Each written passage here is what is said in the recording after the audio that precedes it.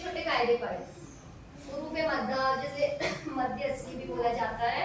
अब हम थोड़े से तजवीद के कायदे पढ़ रहे हैं ना बेटा, इस वजह से हम थोड़ी सी डिटेल आपको बता रहे हैं। ये सब जानना बहुत जरूरी है। कुरान मजीद को सही पढ़ने के लिए इन रूल्स को फॉलो करना निहायत जरूरी है।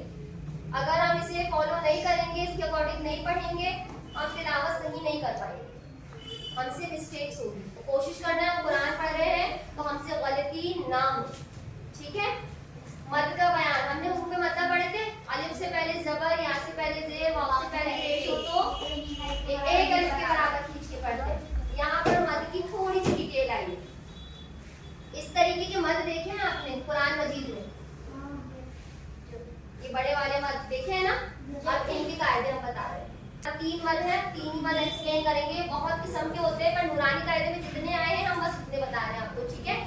ऐसा नहीं है कि मद के बयान में नूरानी कायदे में 3 मद दिए हैं, इतने ही होते हैं, इतने नहीं होते हैं, ज्यादा होते हैं, लेकिन आपको समझने के लिए भी इतना ही जरूरी है, इतना ही काफी है, ठीक है।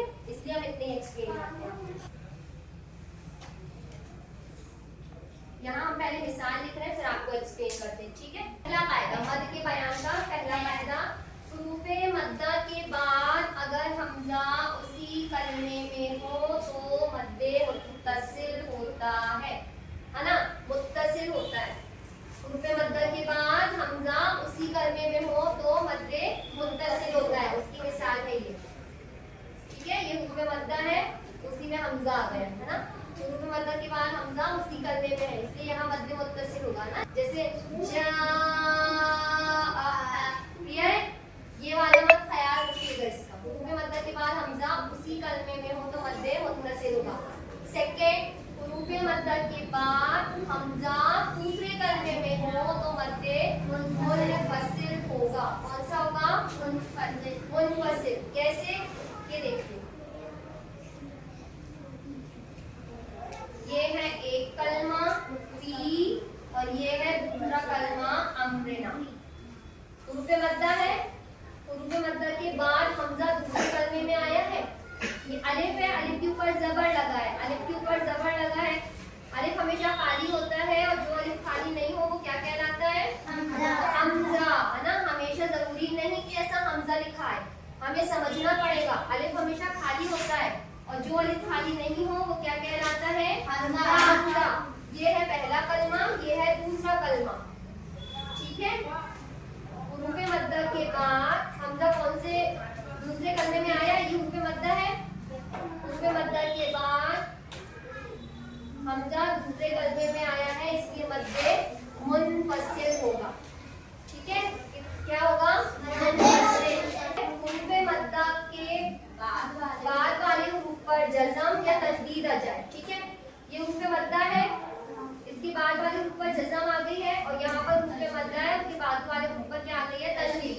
जज़म या तशदीद आ जाए तो मद्दे लाजिम का कायदा होता है।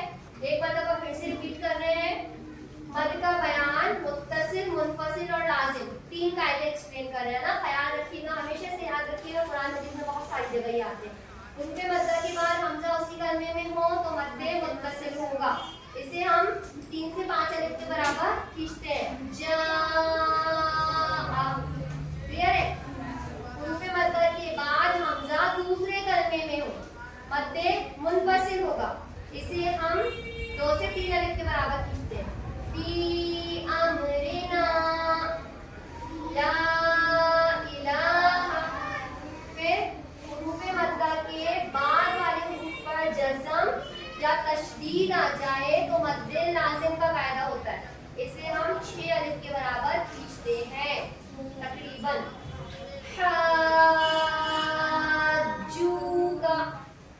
क्लियर है?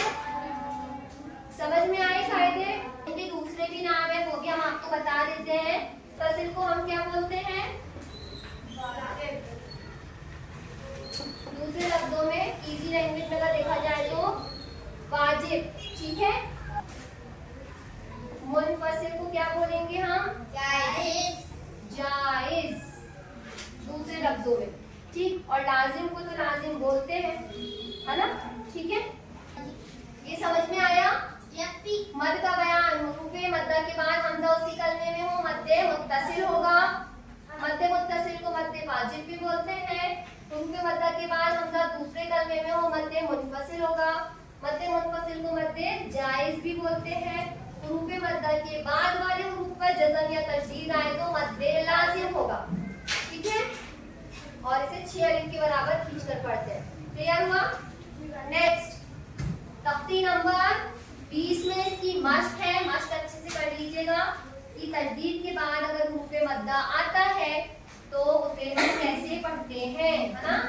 तशदीद यानी कौन सा? तख्ती नंबर 18 में हमने पढ़े थे तशदीद वहां तशदीद। क्लियर है? उसके बाद हुरूफ मद्दा, मद के बयान में से कोई भी हुरूफ आएगा तो हम उनको कैसा पढ़ेंगे उसकी मश्क कर लीजिएगा।